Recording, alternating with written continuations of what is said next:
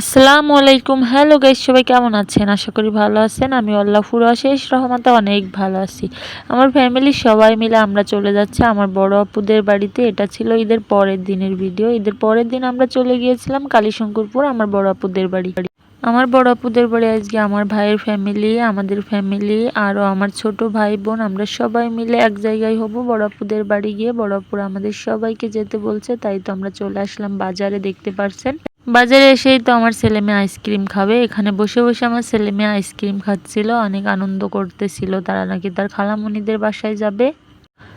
এটা হচ্ছে আমাদের লাহুরিয়া বাজার, দেখতেই পারছেন। আমাদের লাহুরিয়া বাজারটা কিন্তু অনেক সুন্দর।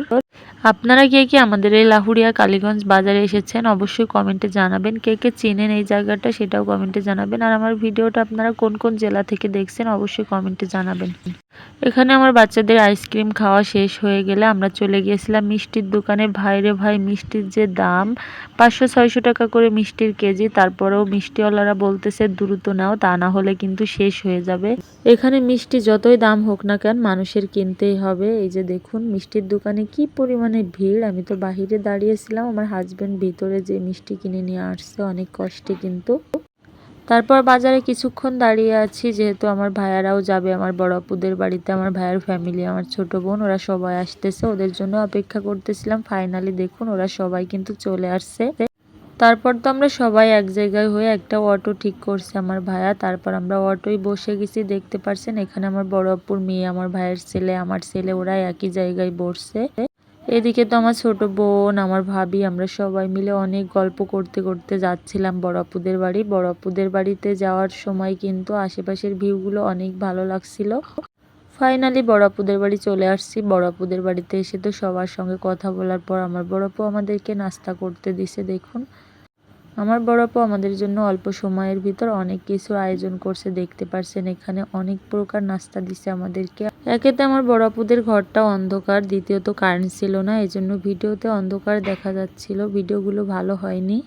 বড় আপুদের বাড়ি নাস্তা করতেছিলাম আর ভাই বোন সবাই মিলে একসঙ্গে অনেক গল্প করতেছিলাম, আনন্দ করতেছিলাম। আসলে ভাই বোন এক জায়গায় হলে অনেক ভালো লাগে। তারপর আপনাদেরকে আমার বড় আপুদের ঘরের ভিতরে একটু আপনাদেরকে ভিডিও করে দেখাচ্ছিলাম। আমার বড় আপুরা আমাদেরকে দেখে তো অনেক খুশি হয়েছে। এদিকে তো আমার হাজবেন্ড একটু ঘুমিয়েছিল, বলতেছিল তোমরা ঘুরে বেড়াও, আমি একটু ঘুমিয়ে থাকি। তো সে একটু ঘুমিয়েছিল আর আমরা এদিকে আমার বড় আপুর বাড়িটা আমি একটু ভিডিও করে নিছিলাম। আমার বড় আপুদের বাড়ি এমন কোনো জিনিস নেই যে নেই, সব ধরনের জিনিস আছে। একটা গ্রামের বাড়ি ঠিক যেরকম হওয়া দরকার আমার বড় আপুদের বাড়ি ঠিক সেরকম। তাদের বাড়িতে গরু, ছাগল, হাঁস, মুরগি সব কিছু আছে। এমন কিছু নেই যে বলতে পারবেন না যে গ্রামের বাড়িতে এই জিনিসটা থাকে, এই জিনিসটা নেই কেন। তাদের বাড়িতে সব আছে। তাদের উঠানে কিন্তু দেখুন অনেক ফসল এখনো রয়ে গেছে। আজকে ঈদের পরের দিন, তারপরেও তাদের উঠানের ফসল কিন্তু ফুরায়নি। আমার বড় আপুদের বাড়িটা একদমই রাস্তার সাইডে, দেখতে পারছেন। বাড়ির সামনেই কিন্তু একটা পিজি রাস্তার সামনে কিন্তু মধুমতি নদী, নদীর ঘাটের উপরের দিকেই আমার বড় আপুদের বাড়ি। এই যে দেখছেন চীন হাঁস, এগুলো কিন্তু আমার বড় আপুদের। আমার বড় আপুদের আরো চীন হাঁস আছে। এখানে গাড়ি আছে, এই গাড়িটা কিন্তু গরুর গাড়ি, তবে এখন তো মানুষ গরু দিয়ে গাড়ি নেয় না, এজন্য আমার দোলাভাই কিন্তু পাওয়ার টিলার দিয়ে এই গাড়িটা দিয়ে ফসল আনে। আমার বড় আপুদের দেখুন গোয়াল ভরা গরু, আবার গোলা ভরা ধানও আছে। কিন্তু সব ধরনের ফসল হয়, 12 মাসের 13 ফসল যাকে বলে। এদিকে দেখুন ঘর ভরে রসুন উঠিয়ে রাখছে, এগুলো কাটতে হবে। আমার বড় আপুদের সব সময় বাড়িতে কাজ থাকে। এদিকে কিন্তু হলুদ উঠিয়ে, এই হলুদগুলোও কিন্তু কাটতে হবে, যেহেতু ঈদ আসছে এই জন্য তারা ঢেকে রাখছে। এই কাজকর্মের ভিতরেও আত্মীয় স্বজনদের সময় দেওয়া। এই যে দেখতে পাচ্ছেন আমার দোলা ভাইয়ের কিন্তু একটা দোকান, রাস্তার কোলে যেহেতু দোকানটা, এই দোকানে কিন্তু প্রচুর পরিমাণে বিক্রি হয়। আরও সামনে রয়েছে নদীর ঘাট, এই পাশ দিয়ে যখন লোকজন নদী পার হয় তখন কিন্তু আমার দোলা ভাইয়ের দোকান থেকেই মানুষ কেনাকাটা করে। আর এটা হচ্ছে আমার বড় আপুর ঘর, দুইটা ঘর, এই যে একটা ঘর, ওই পাশে আর একটা ঘর। ওই যে আমার বড় আপুর মেয়ে যে দিক দিয়ে হেঁটে আসতেছে ওই দিকে কিন্তু আরেকটা ঘর। এটাই ছিল আমার বড় আপুদের বাড়ি। আমার বড় আপুদের বাড়িটা আপনাদের কাছে কেমন লাগছে অবশ্যই কমেন্টে জানাবেন। এদিকে তো আমার বড় আপু আমাদের জন্য চাউলের রুটি বানাইছে, গরুর মাংস, মুরগির মাংস, মাছ, ডিম, অনেক কিছু রান্না করছে নিজের হাতে।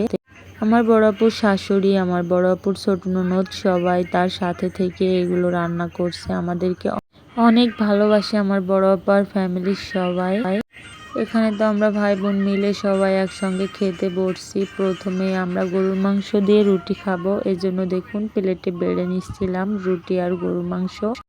চাউলের রুটি গরুর মাংস দিয়ে খেতে কিন্তু অনেক ভালো লাগে। আপনাদের কার কার এই চাউলের রুটি আর গরুর মাংস খেতে ভালো লাগে অবশ্যই কমেন্টে জানাবেন।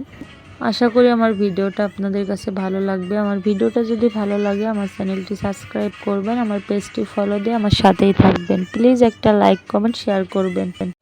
আপনাদের একটা লাইক কমেন্ট আমাকে সামনের দিকে এগিয়ে যেতে সাহায্য করবে। ফাইনালি গাইস আমাদের খাওয়া শেষ। খাওয়ার শেষে আপুর হাতের মজাদার পায়েস খাবো। এখন দেখতে পারছেন আমার আপু পায়েস রান্না করছে। আমার আপুর হাতের পায়েসটা অনেক মজা।